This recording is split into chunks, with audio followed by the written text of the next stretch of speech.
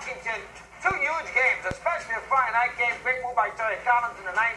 Edgen gets Harvard into a double play, takes Familia out with the base. I know it was a great move. Bases loaded, worked out superbly. Anyway, only the Mets could be in that scenario and then have a game like yesterday, and you think they lost 5 in a row instead of winning a big series on the road against a team that's their nemesis, and the Mets obviously had struggled. But that's the Mets, 23-5. Forget Rendon's 10 RBIs and 3 home runs.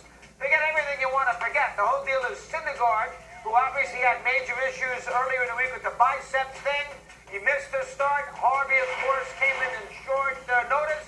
Then moaned and groaned about how he was lifting weights, got himself in all trouble, was not ready to go against Atlanta. So Syndergaard put him in a tough way there. Then he says he's going to pitch on Sunday, and then watch. He gets bombed early in the game. Fastball had no movement. Line drives all over the place. I don't care if he's throwing 100 miles an hour. It's straight as a string.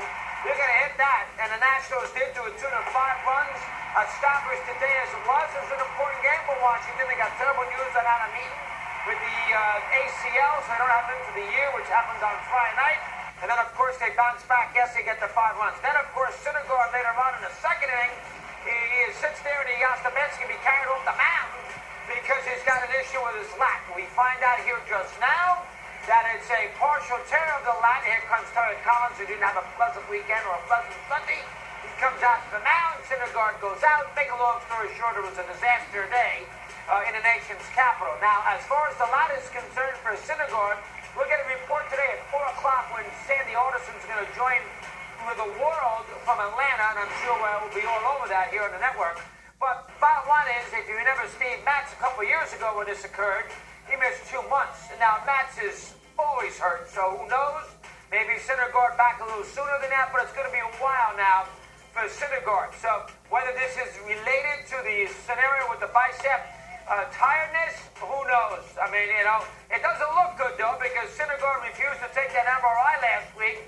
When the Mets asked him to take an MRI to find out about the fatigue issue, he said, I know my body better than anybody. I'm not going to take an MRI.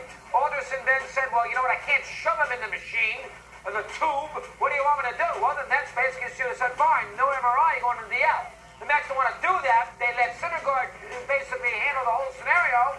And then Syndergaard says, I'm fine, I'll be okay. Has a decent bullpen. That doesn't mean anything. He comes out the next day and with the Nationals and gets himself destroyed. And now he's out for 2 months or thereabouts. I mean, a disaster. You can't make this stuff up. Plus, Syndergaard last week got a mic crosshairs. He's picking on Horowitz, the Mets PR staff, because he didn't like the fact that the reporters flocked to his locker after the issue of not pitching that Thursday game in Atlanta. And he's screaming and yelling about Horowitz, who's been there for 100 years, and is the nicest guy in the world. He's a Mets PR man, and he's killing him. So I'm down on Syndergaard. I don't care about Syndergaard. Go away. We've seen a couple of months. You won 10 games in your major league career. You threw a fastball inside corner to Escobar in a World Series, and you think it's on Seaver. I mean, holy goodness. You put the Mets in an impossible scenario. And you got to wonder about the Mets. Cespedes, I'm fine. Next thing you know, he goes out there, and he's out a month. I mean, it's just with the hamstring scenario last week against Atlanta, too. So the Mets are the Mets. I mean, it's you can't make it any worse for them. No Lugo, no Mets. Duder out. Cespedes out. Now you throw Syndergaard out of there for a while. I mean, it really, Wright hasn't played in years. I mean, it really is a disaster for this New York team. And, of course, they let the Nationals feel decent about themselves. Awful was a brutal weekend for Washington, of course, with Eaton. And the fact they lost 2 bad games to start that series with their 2 best pitchers. And then the Mets go out there on Sunday and give them 23 runs. So I'm not too sure what the answer is. I mean, the Mets are going to basically bob and weave ahead, above sea level here for a while.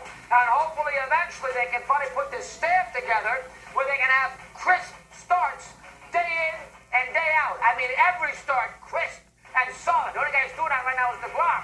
Nobody else. So a weekend that started with such promise. Great job by the manager in the 9th inning on Friday. That was a gutty move, and it worked with Familia.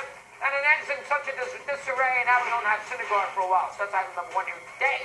We see what transpires.